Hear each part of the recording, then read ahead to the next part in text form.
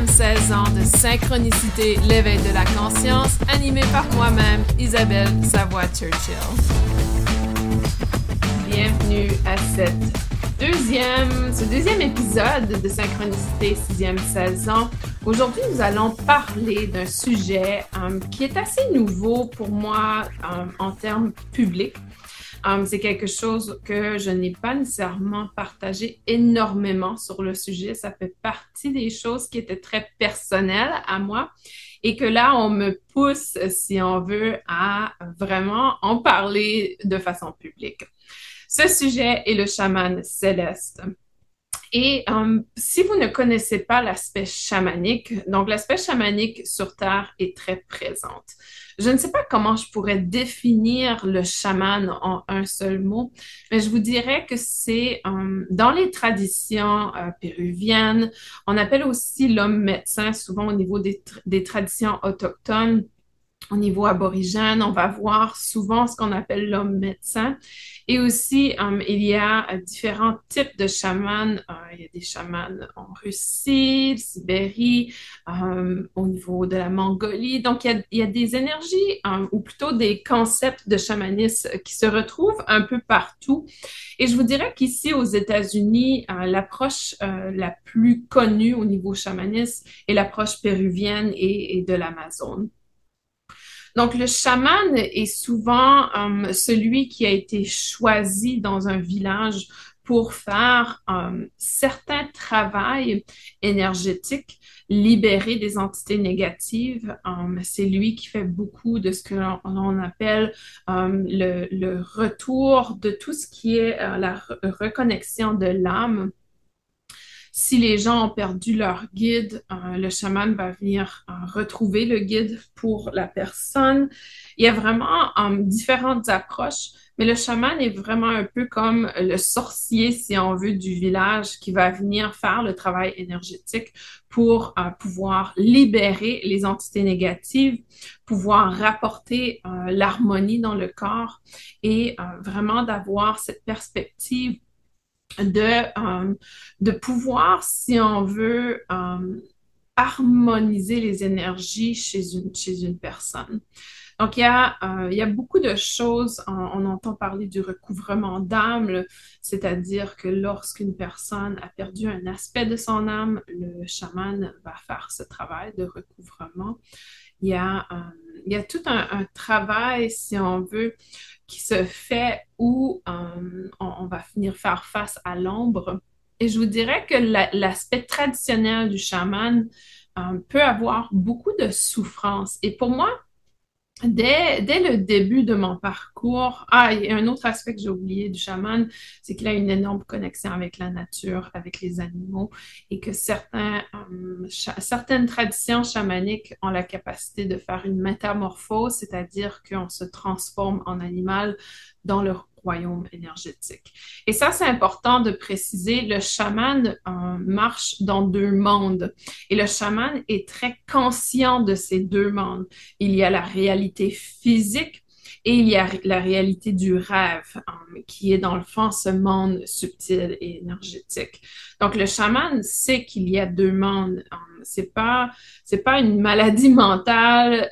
Quand il dit « je me métamorphose », en jaguar, par exemple, c'est dans l'autre réalité. Il est conscient que dans la réalité physique, il ne pourra pas se transformer en jaguar, mais dans la réalité du rêve, réalité énergétique, là, il y a possibilité. Donc, le chaman, son objectif, c'est de pouvoir voir ces deux réalités en même temps et vraiment de pouvoir vivre dans les deux réalités en même temps. C'est pour ça que le chaman, c'est une personne souvent qui est très ancrée dans la réalité. C'est pas une personne qui va parler. Vous savez, des fois, il y a des gens qui parlent et ça sonne, c'est tellement perché ce qu'ils disent. Le chaman est plutôt ancré dans la réalité physique, mais il est capable de percevoir la réalité énergétique, le monde subtil, ce qu'on appelle la réalité du rêve. Donc, à ce moment-ci, le chaman a la possibilité d'être dans la réalité physique, d'interagir avec quelqu'un, mais de voir que dans la réalité du rêve, il y a une entité, il y a une problématique, de pouvoir vraiment percevoir ce monde subtil. Donc, à ce moment-ci, c'est les traditions qui sont un peu plus chamanes terrestres, si on veut. Il y a certaines approches qui utilisent la médecine par les plantes. Et ça pourrait être la ayahuasca. Donc, il y a différentes médecines par les plantes qui est utilisée.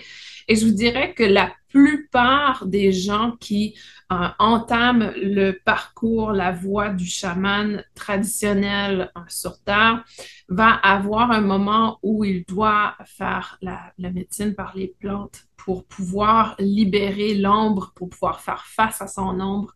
Vous allez lire peut-être certains auteurs qui ont vécu ce parcours et qui ont vécu cette expérience. Et souvent, il y a énormément de souffrance autour de cette expérience. Pour moi, dès le début de ma naissance, je savais que j'avais une très forte connexion avec la nature. J'ai toujours été très connectée avec les animaux.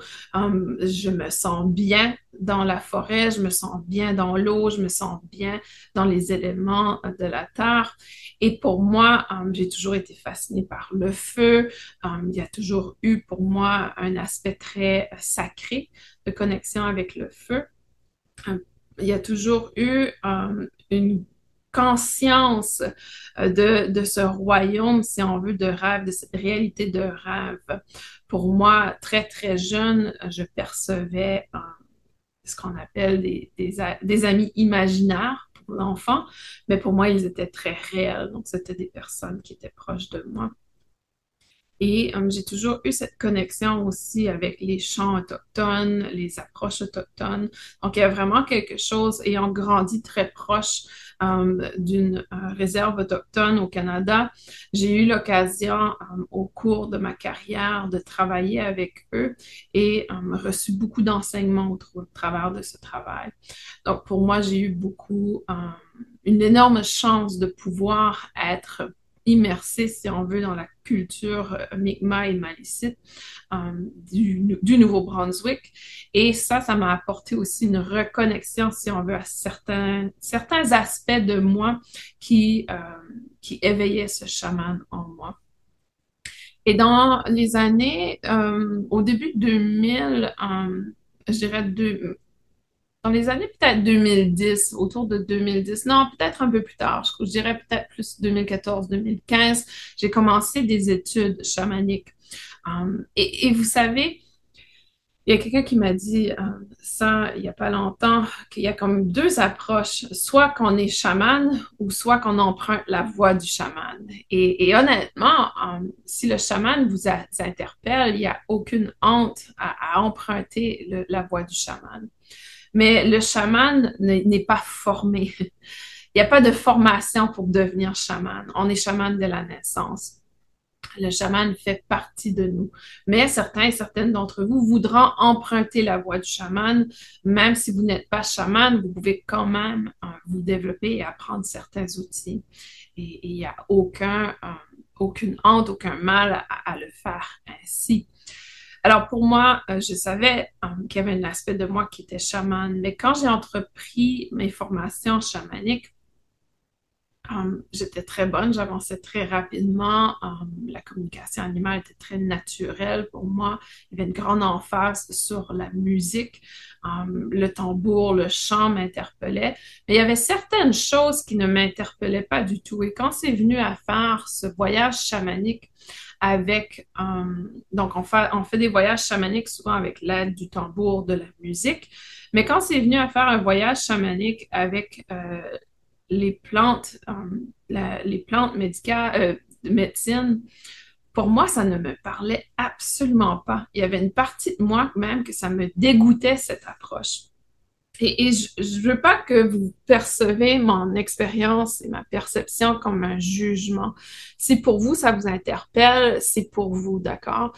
Il y a juste une partie de moi qui savait que ce n'était pas ma vérité de faire cette expérience. Et il y avait une grande partie de moi qui comprenait pas pourquoi dans le chamanisme, on devait souffrir autant. Et dans cette période, il y avait vraiment un aspect de moi qui demandait constamment, um, oui, c'est possible d'avoir des émotions négatives, etc., mais la souffrance n'est pas nécessaire sur Terre. Et je ne comprenais pas pourquoi on nous faisait souffrir pour aller découvrir un aspect de soi ou pour faire face à notre ombre.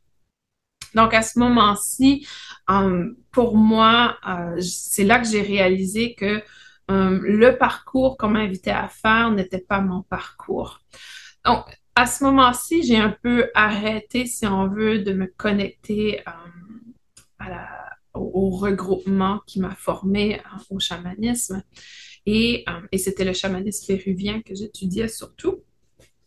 Et à ce moment-là, j'ai simplement entamé un parcours personnel. Donc, j'ai continué à jouer du tambour, j'ai continué à faire mon voyage chamanique, toujours au niveau personnel. Pour moi, c'était pas quelque chose que je voulais partager avec d'autres personnes, c'était très personnel.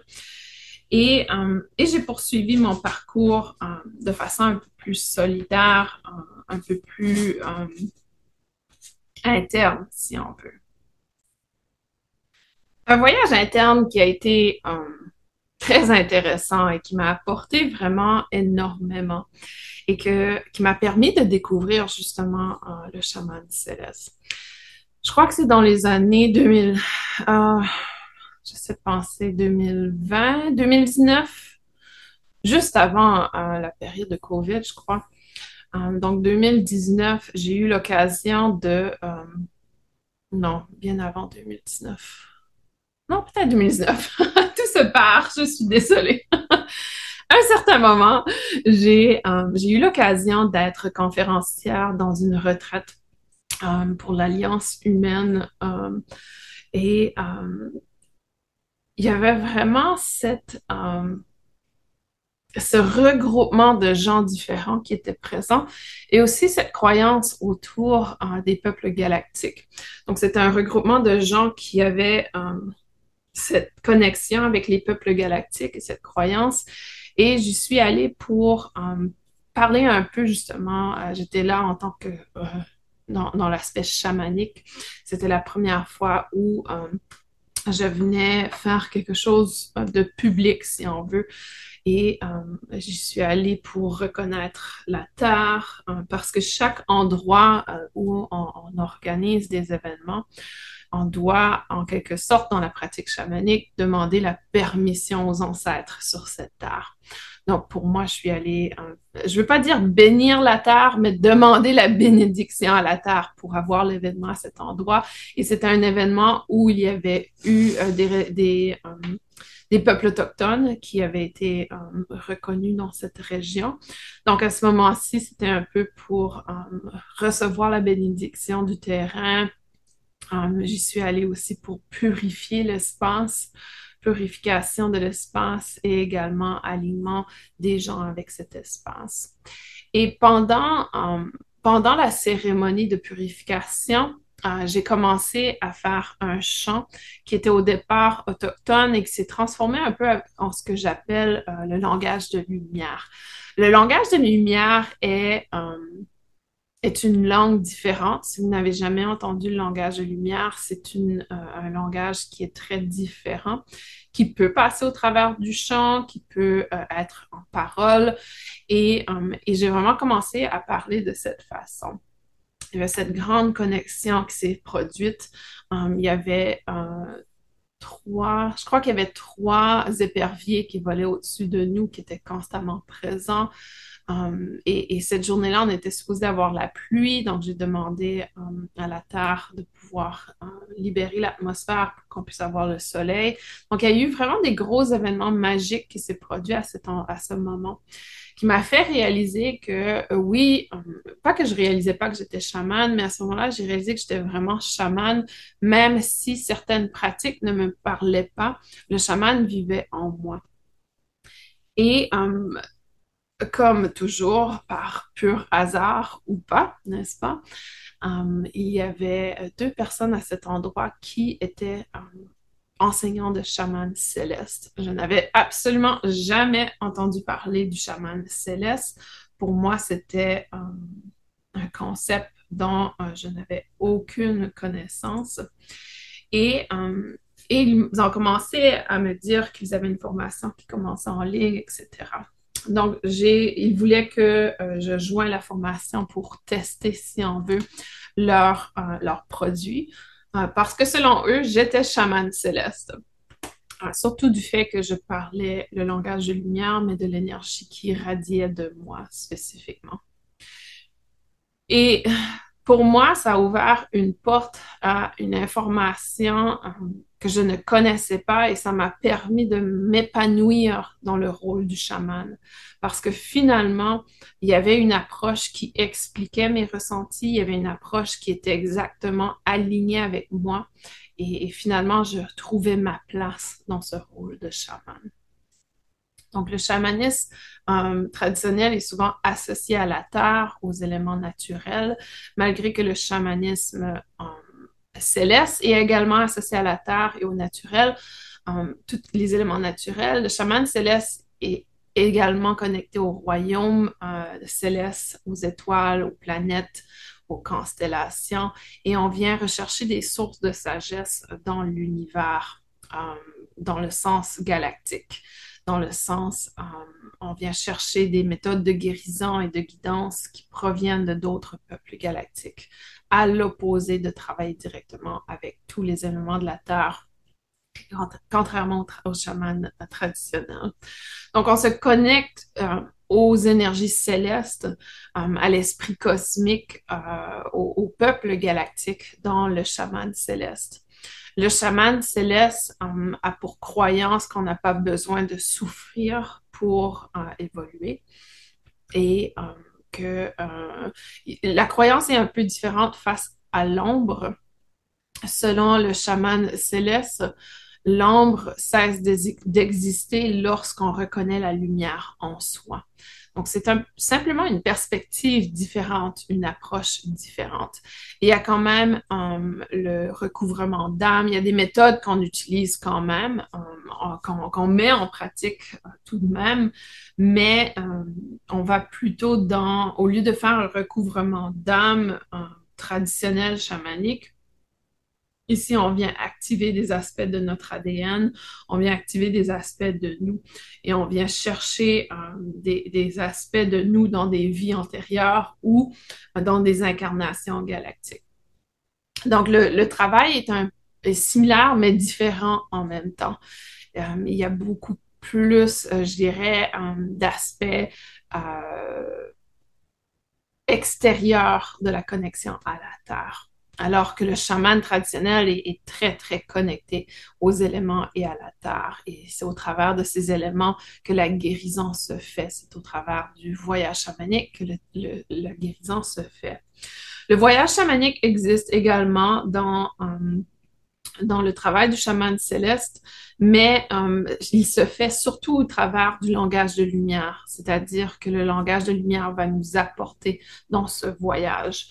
Et le langage de lumière, que ce soit écrit, que ce soit verbal, que ce soit par le chant, va venir activer en nous un aspect au niveau de notre ADN, au niveau de notre conception, donc comment on est conçu en tant qu'humain pour pouvoir prendre de l'expansion. Donc, l'expérience est différente et ça ne parle pas à tout le monde. Chacun a sa voix. Mais pour moi, le chaman céleste est vraiment ce qui m'a interpellée.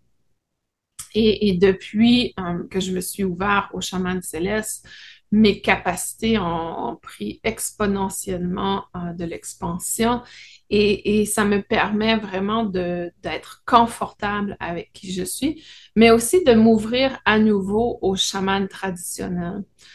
Justement, il y a pas longtemps, j'étais en train de faire un voyage chamanique. Donc, un voyage chamanique, c'est dans le traditionnel, c'est avec un tambour normalement.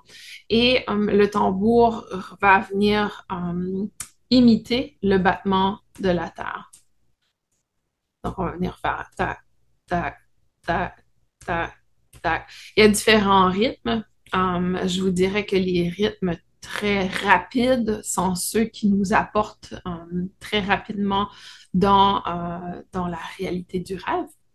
Et souvent dans le voyage chamanique traditionnel, on vient entrer dans un espace qui nous apporte au centre de la Terre ou qui nous apporte sous terre ou qui nous apporte dans un couloir vers un espace naturel. Donc, parfois, ils vont dire, OK, vous allez voir un arbre avec un trou, rentrer dans le trou. Des fois, ça va être une grotte, ça va être un trou dans la terre. Donc, c'est souvent dans cette perspective au niveau du chaman traditionnel. Et quand on entre dans cet espace, on passe dans un couloir. Le couloir peut être long, peut être court. Ensuite, ça va nous ouvrir dans un espace sacré. Et cet espace sacré, c'est là qu'on voyage, c'est là qu'on explore. On va souvent travailler avec notre animal guide, notre animal gardien, notre animal protecteur. Donc, il y a différents guides animaux qui sont là. Certains vont se métamorphoser à cet endroit. D'autres vont rester, comment je dirais, connectés à leur animal guide sans métamorphoser. Chacun a une expérience assez particulière, mais je vous dirais que la métamorphose, c'est-à-dire devenir l'animal, est un peu l'objectif dans le chamanisme traditionnel. Alors que dans le chamanisme céleste, il n'y a pas vraiment cette métamorphose autre qu'on devient lumière. Donc, la métamorphose ne se fait pas avec un animal, mais plutôt avec notre corps de lumière. Donc, la transition se fait différemment. Et au lieu d'entrer dans une grotte ou dans un espace fermé, si on veut, on part vers l'univers, on part vers la galaxie, vers différentes galaxies. Donc, l'expérience est similaire et différente en même temps. Je continue à faire des voyages traditionnels parce que pour moi, j'ai encore cette connexion à la Terre qui m'interpelle énormément. Et si ça vous intéresse, il y a une vidéo sur ma page YouTube. Je vais vous donner le nom. Je vais aller voir si je peux la trouver.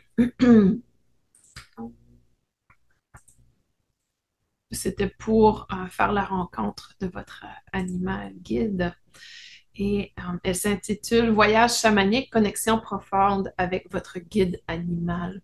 C'est un voyage chamanique très bref de 20 minutes. Je l'ai fait pour initier les gens, si on veut, au voyage chamanique, pour que ce soit plus accessible à tous. Mais en général, le voyage chamanique peut durer 1 heure, 2 heures, tout dépendamment du contexte. Pour moi, j'ai eu l'occasion de voyager pendant une séance dans des tipis où on a un feu et que la chaleur est tellement intense qu'on sue tellement que tu pars dans le monde du rêve. Donc, il y a différentes façons que on peut voyager, mais le voyage avec le tambour est probablement la méthode la plus commune. Et vous allez voir que dans cette vidéo, c'est ce qu'on utilise comme méthode pour voyager. Et quand on voyage, il y a une période où le tambour va changer de rythme et là, on revient dans le corps physique. Ça nous rapporte dans le corps physique. Et beaucoup d'entre vous vous demandent peut-être pourquoi voyager. Alors, quand on voyage comme ça, il y a différentes raisons. Ça peut être pour un recouvrement d'âme, donc on va chercher un âme. Ça peut être pour connecter avec un guide, pour recevoir une sagesse, un message, pour pouvoir comprendre quelle est la prochaine étape pour nous personnellement. Un chaman qui travaille, c'est-à-dire un chaman qui est mature, c'est-à-dire qui a fait son développement personnel, va pouvoir voyager de cette façon pour une autre personne. C'est-à-dire que des fois, on peut se métamorphoser dans la vie d'une autre personne et faire le voyage pour cette personne. C'est une façon plus confortable pour les gens de recevoir un soin chamanique sans avoir à vivre l'expérience. Et encore une fois, dans le chamanisme traditionnel, il peut y avoir de la souffrance et de l'inconfort. Donc souvent, c'est pour ça que le chaman mature va venir voyager pour d'autres personnes.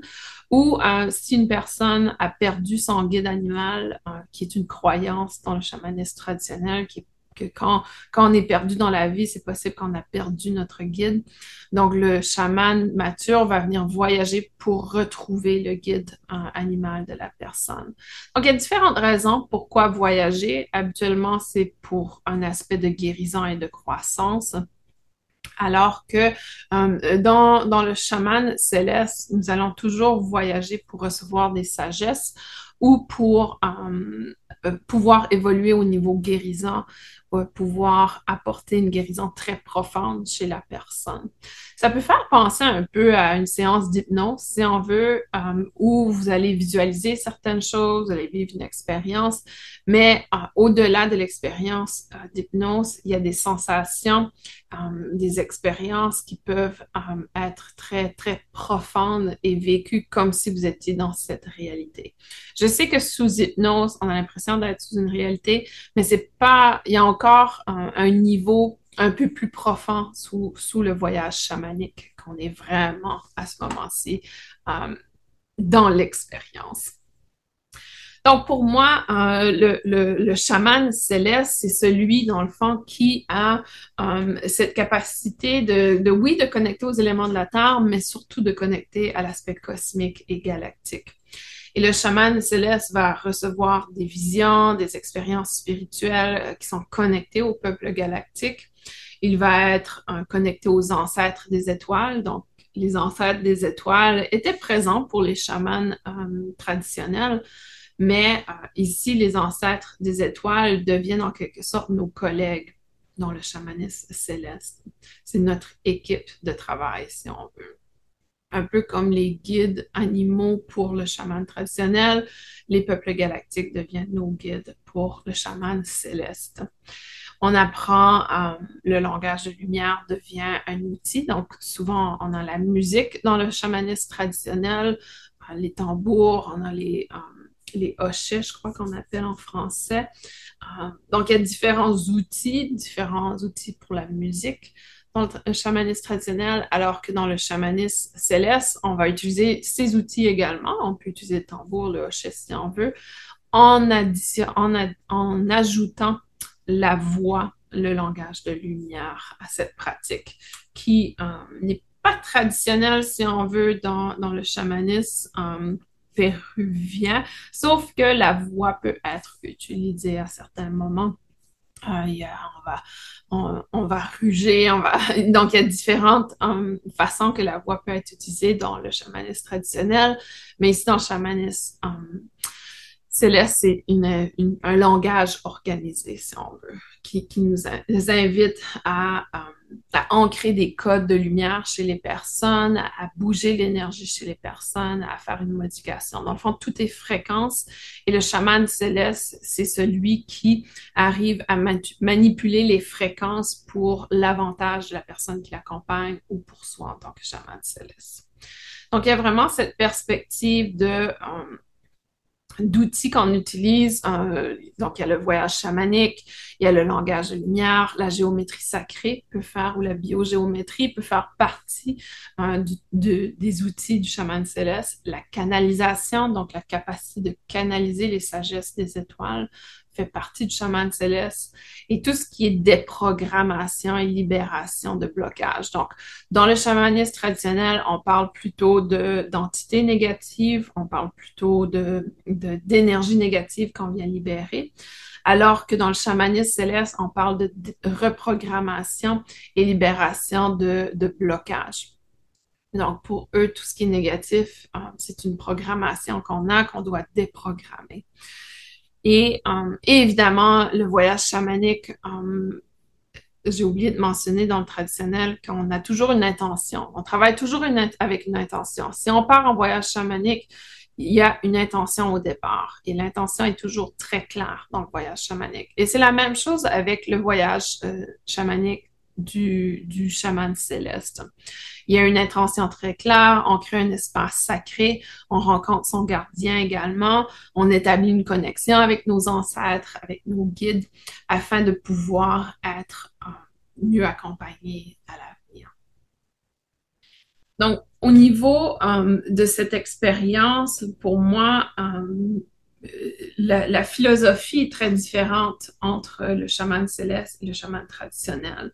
La philosophie n'est pas la même. Et encore une fois, dans le chaman traditionnel, il y a beaucoup on reconnaît le négatif. Et ça, c'est normal parce que quand vous pensez à la planète Terre a un pôle positif, un pôle négatif. Donc, c'est une planète de dualité, c'est une planète de polarité.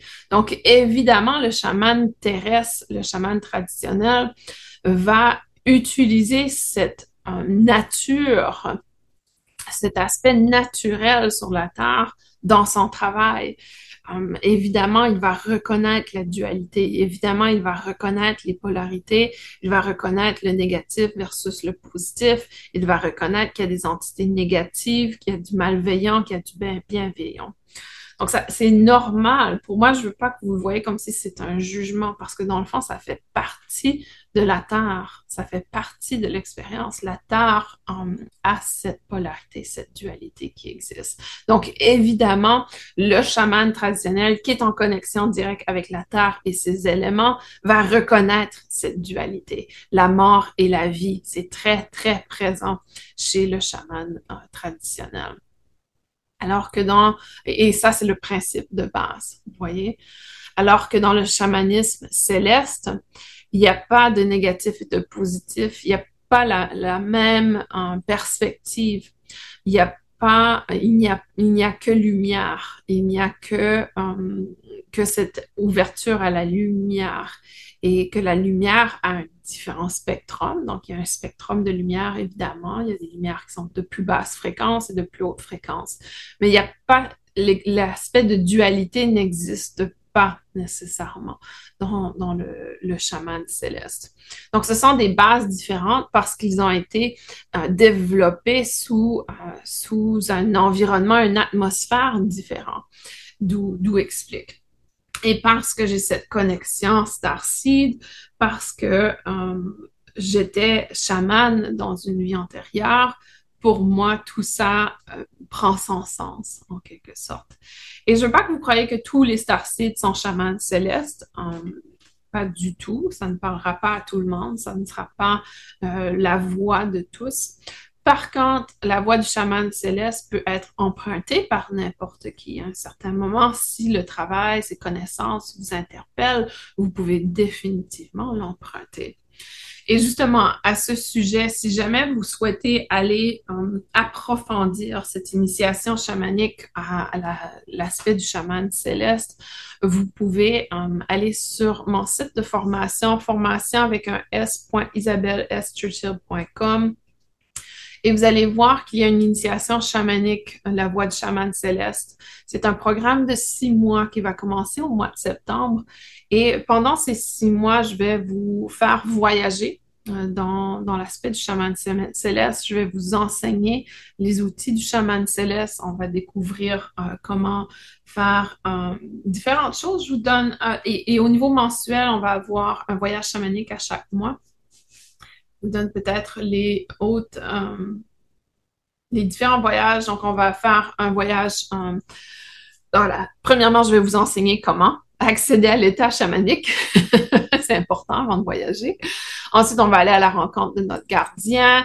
On va aller voir comment on peut voir au-delà de la 3e dimension, c'est-à-dire comment vous pouvez percevoir la réalité du rêve au quotidien. On va travailler avec notre équipe galactique, on va activer notre rayonnement intérieur. Encore une fois, le chaman céleste, à la base, c'est cette lumière. Et comment on peut éclairer notre part d'ombre, l'aspect de programmation qu'on veut changer. Et comment on peut réintégrer notre aspect starseed, comment on peut réintégrer l'aspect de galactique, si on veut, en soi. Et c'est certain que dans cette formation, je vais vous guider, je vais vous accompagner tout au long, je vais vous guider comment comprendre le langage de lumière, comment l'utiliser, qu'est-ce qu'est la géométrie sacrée, comment vous pouvez canaliser, comment vous pouvez libérer les blocages et vous déprogrammer en termes des choses qui vous limitent, dans le fond, dans votre évolution. Donc, c'est une initiation chamanique. Ça ne veut pas dire que vous devez vous êtes chaman de naissance, mais ça veut dire que vous pouvez emprunter cette voie du chaman et avancer dans cette voie et voir si c'est quelque chose qui, selon vous, était en vous depuis toujours. Donc ça, c'est une formation en ligne qui va commencer au mois de septembre. Vous pouvez aller voir sur ma plateforme. Je donnerai également en description le lien. Et si vous êtes une personne qui veut plutôt vivre l'expérience face à face, en personne, j'ai une immersion chamanique qui va avoir lieu en France, dans la région de Villers-en-Braillard, qui est à l'est de Paris, si je me souviens bien, nord-est de Paris, environ 1h45 nord-est de Paris. Et ça se passe au domaine des Sept Vallons, je vous invite à aller voir ce domaine, ça me paraît absolument magnifique comme endroit.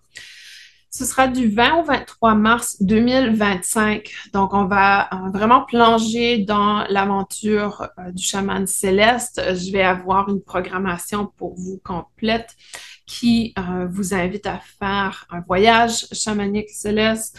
Vous allez découvrir le langage de lumière.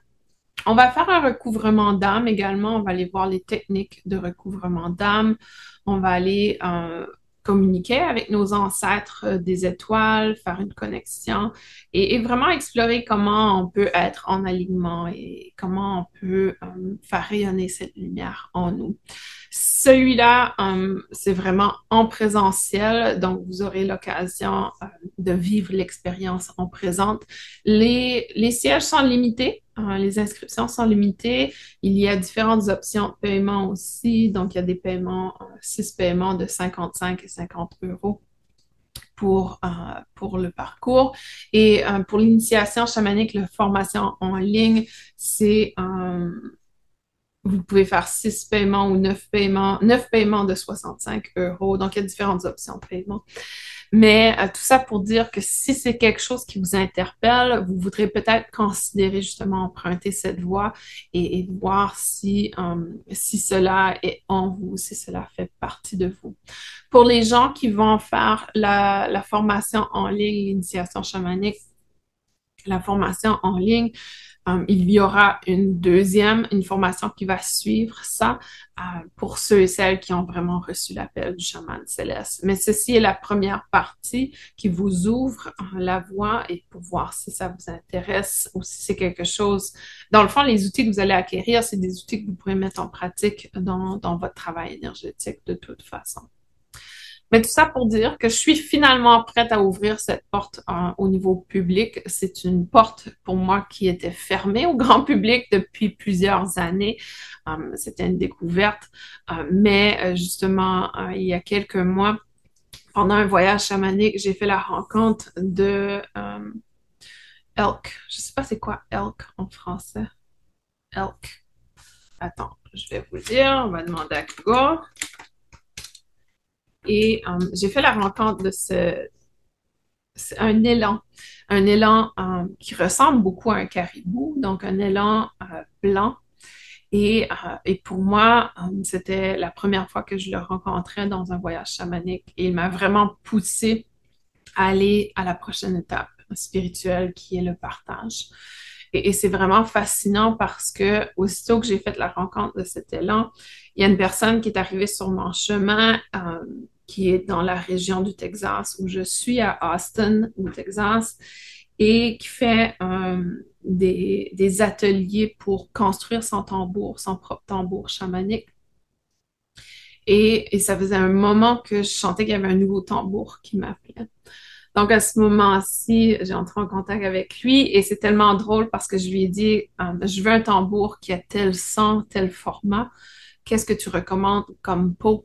Il dit, mais c'est à toi de choisir. Il dit, mais la peau de l'élan est vraiment la peau qui probablement va correspondre au son que tu cherches. Et ça m'a fait sourire parce que je me dis, ah, l'élan, encore une fois, l'élan qui se présente dans ma voix. Donc, pour moi, il y a vraiment cette invitation à aller à la prochaine étape, d'où la raison pourquoi je vais former maintenant, où je vais guider et accompagner. On ne forme pas vraiment au chamanisme, on guide et on accompagne au travers du voyage. mais ce tambour va nous accompagner dans l'immersion et également dans l'initiation chamanique. Et je trouve ça absolument fascinant de voir comment les choses tombent en place quand on s'ouvre à cette voie.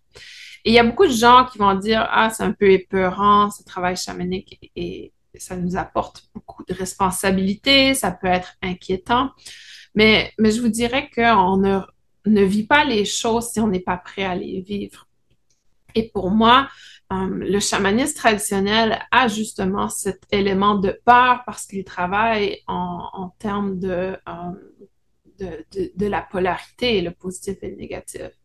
Alors que le chamanisme céleste travaille avec la lumière et il n'y a pas vraiment ce conflit intérieur. Donc, il n'y a pas vraiment quelque chose à avoir peur de. Par contre, dans le chamanisme céleste, la peur qu'on peut vivre ou expérimenter, c'est la peur du pouvoir qui existe en nous, la peur de la lumière qui existe en nous. Souvent, ça, c'est tout autant épeurant que de vivre, de faire face à son ombre. Faire face à sa lumière peut être autant épeurant que faire face à son ombre. Parce que plusieurs d'entre nous, on ne se sent pas légitime, on sent pas qu'on mérite ça en quelque sorte. Donc, j'espère que ce sujet apporte une certaine curiosité en vous. N'hésitez pas à communiquer avec moi. info@commercialisabelleschurchill.com. Ça me fait toujours plaisir d'entendre parler de vous. J'ai fait des rencontres magnifiques de certaines d'entre vous qui ont osé m'envoyer un courriel pour me dire coucou.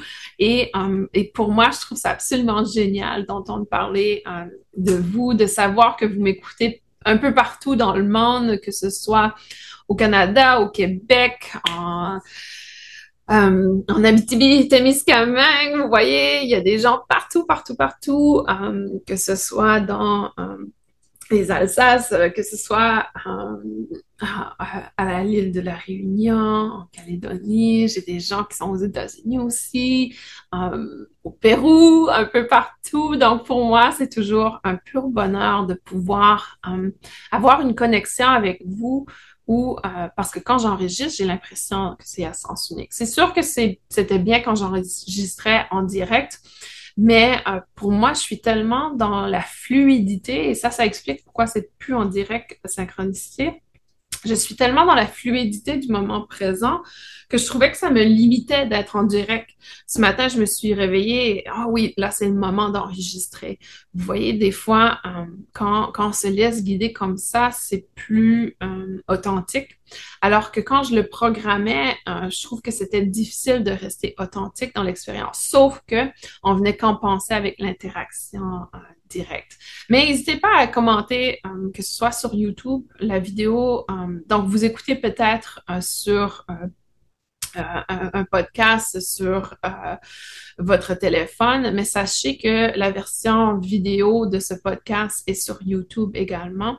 Donc, si jamais vous voulez avoir la vidéo. Donc, peu importe, ça me fait plaisir de vous accompagner dans votre journée. Beaucoup d'entre vous voyagez et c'est moi qui vous accompagne. Donc, c'est un honneur pour moi d'être avec vous et de pouvoir ouvrir vos consciences à certains aspects qui n'est pas toujours facile de discussion dans les gens qui nous entourent. Des fois, c'est des sujets où on n'ose pas trop parler d'eux.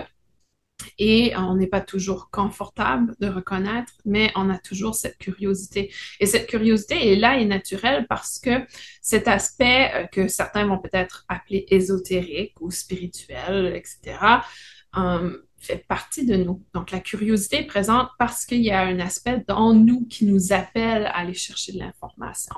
Donc, pour moi, c'est un honneur de pouvoir vous fournir de l'information sur mes propres expériences, mes découvertes. Et aussi, s'il y a des sujets que vous souhaitez explorer, n'hésitez pas à m'envoyer un courriel ou m'écrire dans le commentaire. Isabelle, est-ce que tu peux explorer ce sujet? Je me pose beaucoup de questions, etc. Donc, je ne sais pas qu'est-ce que sera le sujet du troisième épisode, mais je sais qu'il y aura un troisième épisode. Ça arrivera au moment que ça devra arriver. Entre-temps, je vous souhaite un magnifique mois de juin, une magnifique période avec les énergies de l'été qui s'en vient la semaine prochaine, qui va être génial est avec nous. On a finalement passé le point de la nouvelle lune en juin. Les énergies ont changé, mais on est quand même dans les énergies assez particulières. Donc, prenez soin de vous, restez à l'écoute de vos besoins et je vous dis à très bientôt. Je vous embrasse, je vous envoie plein d'amour. À très bientôt tout le monde.